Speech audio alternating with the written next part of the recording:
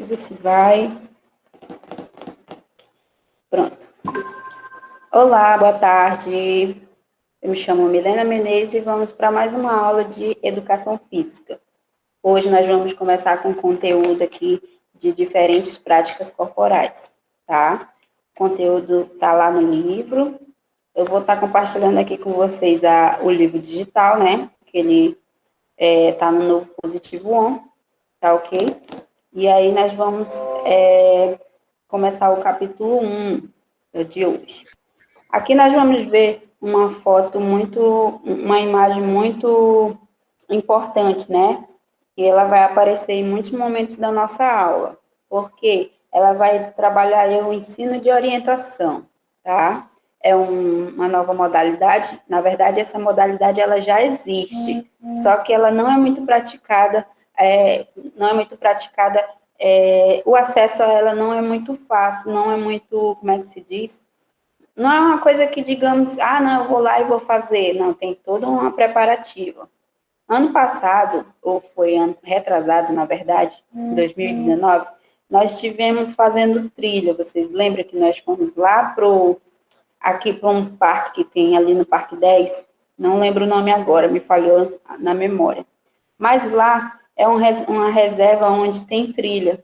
Só que aquela trilha ali, ela é bem fechada e ela tem pessoas que trabalham lá dentro e tem pessoas que nos ensinam, né? Tem as indicações, as árvores, tem lá um atrativo bem legal que é o quê? É o meio ambiente como uma forma de, de conhecer a natureza, né? Através de trilhas. Lá nós víamos escadas, o terreno era plano, não era plano, né? Ele era altamente íngreme, né? Tinha pontes, e a gente fez parte desse processo aí quando nós fomos lá. A trilha em si, o local em si é mais para chamar, né, pessoas para conhecer o local mesmo, né? Para estar ali ajudando a manutenção da floresta, né? Dentro da cidade, que é a nossa. Mas, bem aqui abaixo, tem aqui, deixa eu aumentar aqui, nós vamos ter 3 perguntinhas básicas aqui. A primeira, você pode acompanhar aí no livro, ele pergunta aqui, de que esporte você reconhece a imagem acima, tá? E aí a 2, ele pergunta de que forma ele se relaciona com o meio ambiente, tá? É possível pensar na preservação ambiental nas aulas de educação física? Essas 3 perguntinhas aqui, você vai pegar o seu caderno e vai responder lá, tá? Na data de hoje. A aula de hoje é dia 11 de fevereiro. Nós vamos estar, como é que se diz? Tá respondendo lá no caderno, para mim estar fazendo correção após e a gente discutir sobre esse assunto, tá bom? Vamos entrar aqui no conteúdo agora com alguns objetivos, tá? O objetivo está nessa linha verde, nesse retângulo verde, onde ele fala que a gente tem que experimentar e fluir a corrida de orientação e de trilhas interpretativas, valorizando tanto a própria segurança quanto a integridade física, quanto a dos outros, respeitando o patrimônio natural, minimizando os impactos de degradação ambiental. Aí vamos ver vários verbos aí, a fim de que a gente venha aprender sobre essas práticas corporais, tá? Tanto experimentar, identificar, formular, praticar, identificar e verificar todas as formas disponíveis, tá? Para essa modalidade esportiva. E aí nós vamos começar com trilhas de orientação ou trilhas interpretativas. Você já ouviu falar em corridas de orientação? Nesse capítulo, vamos conhecer esse esporte e as possibilidades de praticá-la na escola, tá?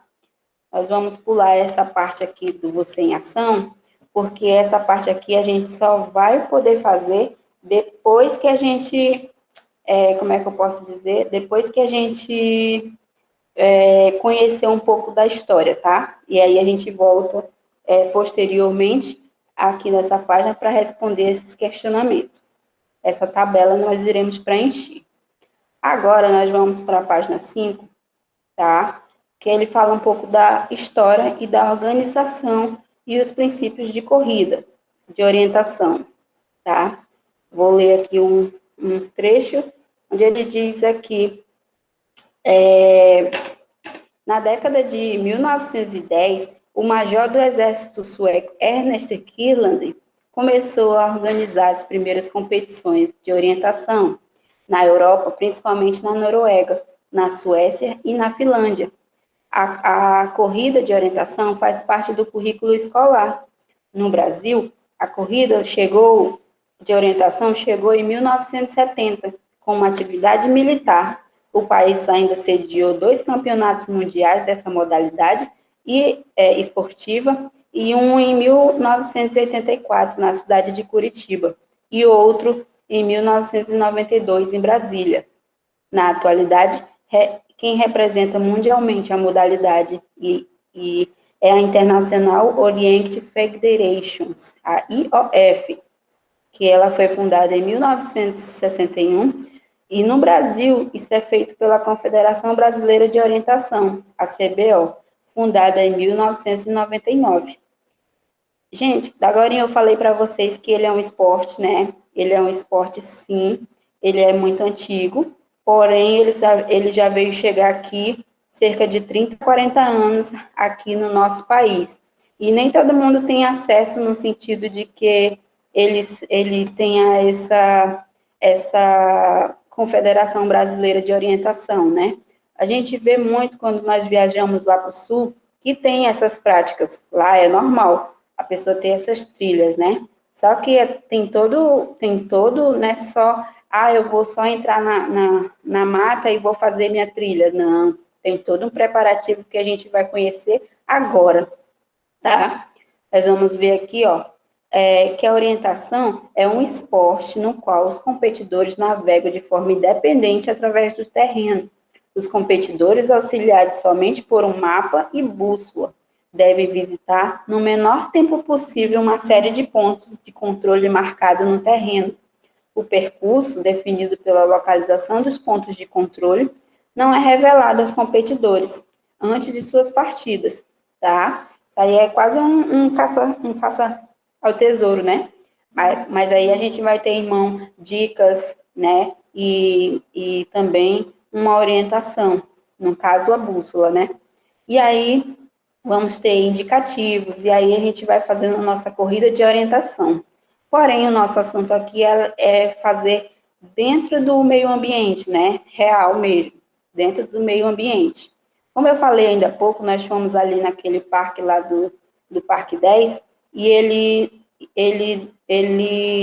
era um local, né, fechado, entre aspas, era um reservatório lá, porém, lá a gente tinha uma direção, né, vinha uma pessoa explicando direitinho, a trilha ali era só a caminhada que a gente fazia, mas ele em si, por si só, ele não é uma corrida de orientação, tá? É apenas um parque a fim de, como eu tinha falado ainda há pouco, a fim de mostrar para a gente características da natureza, tá? Dentro da cidade.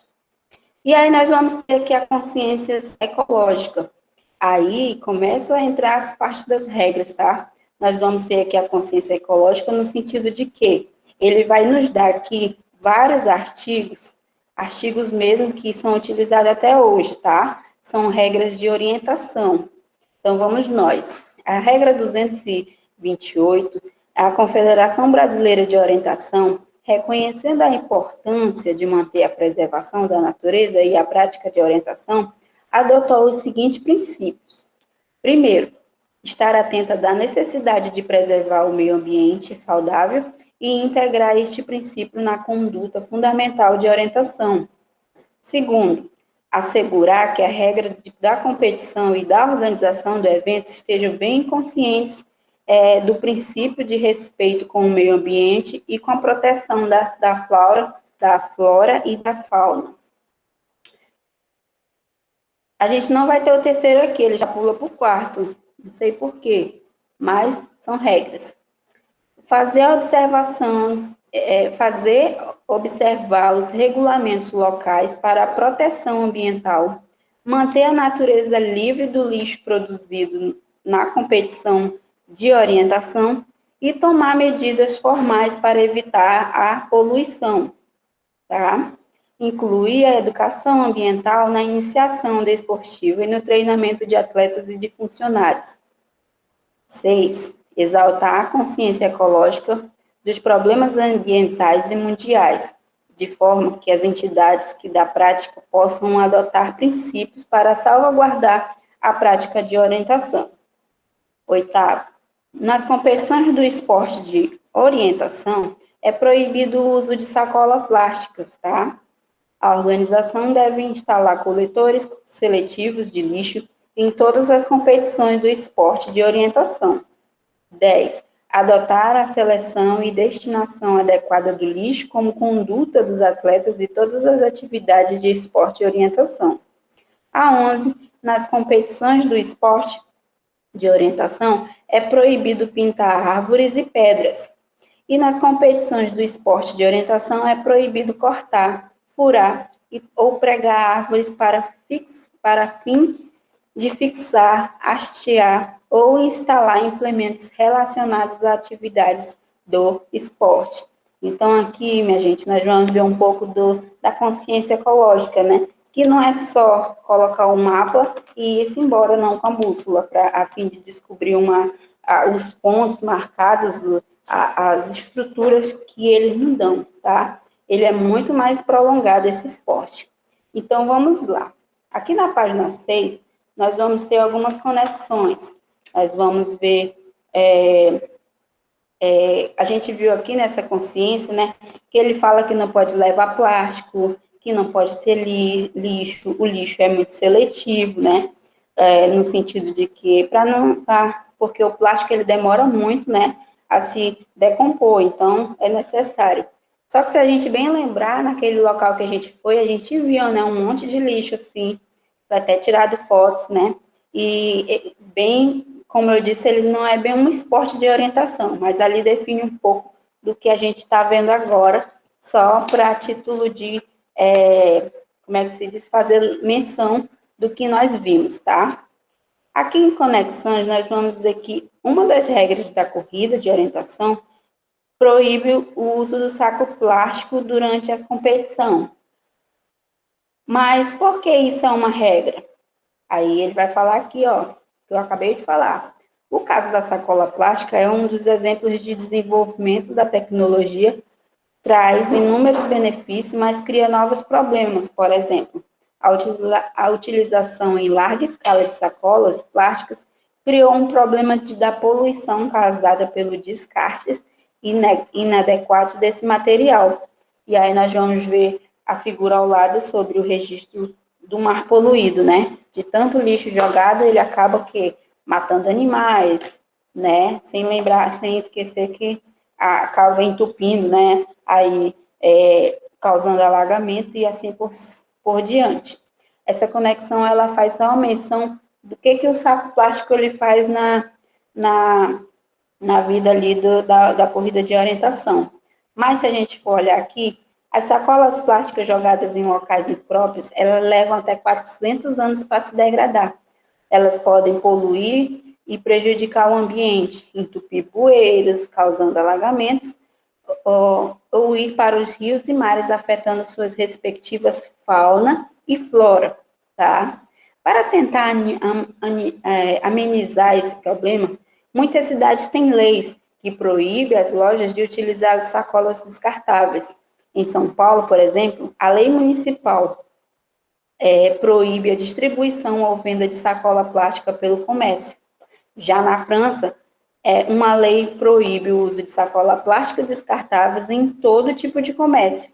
E no Brasil, mesmo em cidades onde ainda não há lei da proibição, são promovidas campanhas de sensibilização e incentivo ao uso de sacolas reutilizáveis, feitas de tecido ou de outro material mais resistente. No caso da corrida de orientação, a regra favorece a conscientização dos atletas sobre suas escolhas dentro e fora das competições. Então, tá aí, gente. Nessa conexão, ela vai dizer um pouquinho, né, qual é a função do plástico, e ela também nos remete aqui a leis federais e municipais, Aqui em Manaus ainda não vi, mas acho que lá em São Paulo mesmo, ninguém usa sacola plástica como a gente vai aqui no supermercado e eles trabalham com essas sacolas plásticas.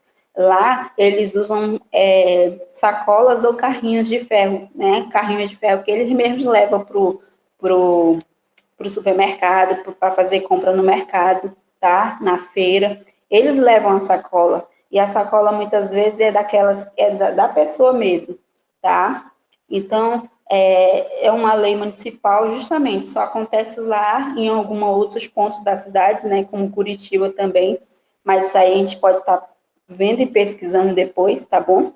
Mas é só para falar um pouco da importância, né, de que a gente não pode estar utilizando esse material dentro do meio ambiente, né, podendo causar aí vários danos, né? Hoje mesmo, um lixo que a gente joga no meio da rua, na calçada, já causa um grande dano, né? Dá uma chuva, entope tudo, e é um monte de lixo, né? A gente vê pelos rios aqui, né? Que a gente vê lá só os rios boiando lá, os lixos, né? Então, a conexão, a organização, né? E o princípio da corrida de orientação, ela leva para isso aí, tá bom? Bom, por hoje, nós vamos ficar por aqui, tá? E na próxima aula nós vamos continuar, tá? Vamos continuar com o mapa de percurso, o cartão de controle, vamos aprender um pouco mais sobre a corrida de orientação nas aulas de educação física, tá bom? Eu espero que você não tenha dúvida, e se você tiver dúvida, por favor, não hesite em perguntar no grupo do Hangout da nossa sala, e pode me procurar no privado do Hangout também, tá bom? Então, por hoje é só. Até a próxima aula. 1, 2, 3.